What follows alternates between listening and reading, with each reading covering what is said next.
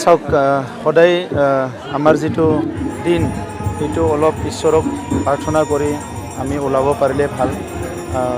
গোসাঁই ঘৰত সেৱা কৰি বাথৌ থানচালিত সেৱা কৰি আমাৰ যি বিশ্বাস কৰে তাত ঈশ্বৰক মানে সদায় স্মৰণ কৰি দিনটো যাত্ৰা কৰিলে ভাল। আৰু আজি আমি ইয়াতে গোটেই বিটিআৰ অঞ্চলৰ শান্তি আৰু উন্নতিৰ কাৰণে ইয়াতে প্ৰাৰ্থনা কৰিছোঁ।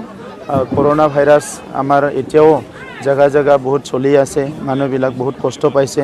ইয়াৰ পৰা যাতে মানৱ জাতিটো উদ্ধাৰ হ'ব পাৰে আৰু আমাৰ ভাৰতবৰ্ষ অসমৰ লগতে বিটিআৰ অঞ্চলৰ আমাৰ যিটো মানুহ আছে সকলো যাতে এই কৰোনা ভাইৰাছৰ পৰা উদ্ধাৰ হ'ব পাৰে আৰু চবে শান্তি সম্প্ৰীতিৰে থাকিব পাৰে, কোনো অপ্ৰীতিকৰ ঘটনা যাতে মানৱ সমাজত নহয় ইয়াৰ কাৰণে আজি আমাৰ বাথৌ ধৰ্মৰ যিটো আৰজ এইটো আমি কৰিছোঁ আৰু আজি দিনৰ আৰম্ভণিটো তেনেকৈ আমি কৰিছোঁ।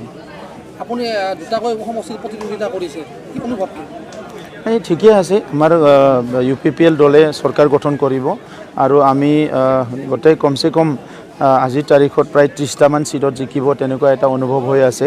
আৰু আমাৰ কৰ্মকৰ্তাবিলাক আমাৰ ডিষ্ট্ৰিক্ট পৰ্যায়ৰ, ব্লক পৰ্যায়ৰ, আমাৰ প্ৰাইমাৰী বুথ পৰ্যায়ৰ কৰ্মীসকলে বা নেতাসকলে খুব সক্ৰিয়ভাৱে কাম কৰি আছে আৰু সেইকাৰণে সকলো সমষ্টি আমাৰ সমানে আগবাঢ়ি গৈ আছে।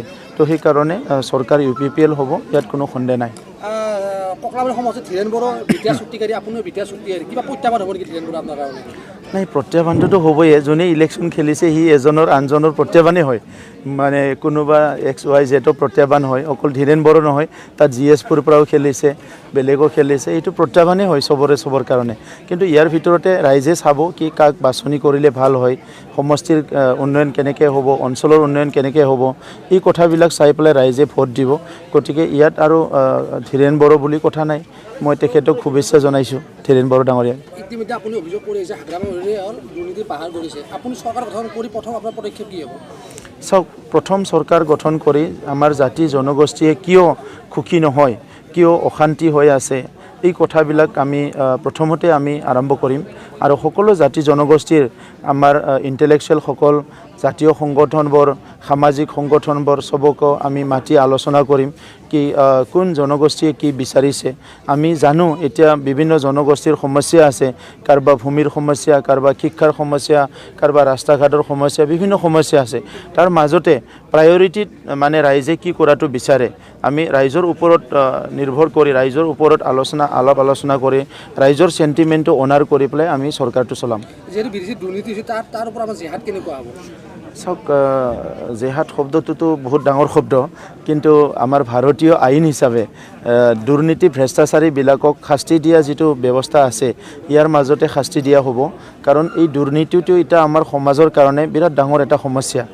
আমি যেনেকৈ উগ্ৰপন্থী সমস্যা, বিভিন্ন সমস্যাবিলাক সমস্যা বুলি ভাবোঁ, এতিয়া আমাৰ সমাজত চবচে ডাঙৰ সমস্যা বৰ্তমানত মানৱ জাতিত যদি কিবা আছে এইটো হ'ল কৰাপশ্যনৰ মানে সমস্যা। আৰু এই দুৰ্নীতিটো যদি বন্ধ কৰিব নোৱাৰে দুখীয়া গৰীব মানুহ আগুৱাই যাব নোৱাৰিব। সেইকাৰণে আমি বিচাৰিছোঁ কি আজিলৈকে 17 বছৰত যিখিনি দুৰ্নীতি হ'ল ইয়াৰ ইনকুৱাৰী হ'ব লাগে, ইয়াৰ মানে যিটো আছে অডিট হ'ব লাগে, ফৰেনচিক অডিট হ'ব লাগে আৰু ইয়াৰ লগতে যিসকল দোষী তেখেতসকলক শাস্তি দিব লাগে। শান্তি চুক্তিৰ জৰিয়তে NDP-সমূহৰ মূল সুতিৰে ঘূৰি আহিল, কিন্তু আজিলৈকে আৰু সংস্থাপন নহ'ল, কি হ'ব? সংস্থাপনটো হ'ব, সংস্থাপনৰ কাৰণে চৰকাৰে কাম কৰি আছে আৰু NDP লিডাৰবিলাকো আলোচনাত বহি আছে। তেখেতসকলৰ অলপ মানে কিবা লিষ্টৰ প্ৰব্লেম, কিবা প্ৰব্লেম, তেনেকুৱা প্ৰব্লেমবিলাক হৈ আছিলে।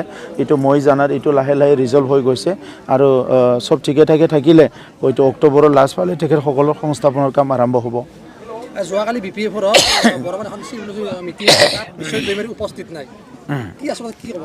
নাই, এইটোতো আগতে স্পষ্ট হৈ গৈছে। এতিয়া ইমানুৱেল মুছাহাৰীটো কৈয়ে দিলে বিশ্বজিৎ দৈমাৰী আৰু বহুত নেতা ইয়াৰ পৰা লাহে লাহে ওলাই যাব। BPF-ত আৰু নাথাকে মানুহ। হাগ্ৰামাৰ যিটো স্বেচ্ছাচাৰী শাসন এইটো অলৰেডি নিজৰ সতীৰ্থবিলাকক অতিষ্ঠ কৰি পেলাইছে আৰু ইয়াৰ লগতে চন্দন ব্ৰহ্মৰ যিটো কনস্পিৰেচি ইয়াত BPF দল মানে থানবান হৈ যাব। Thank U.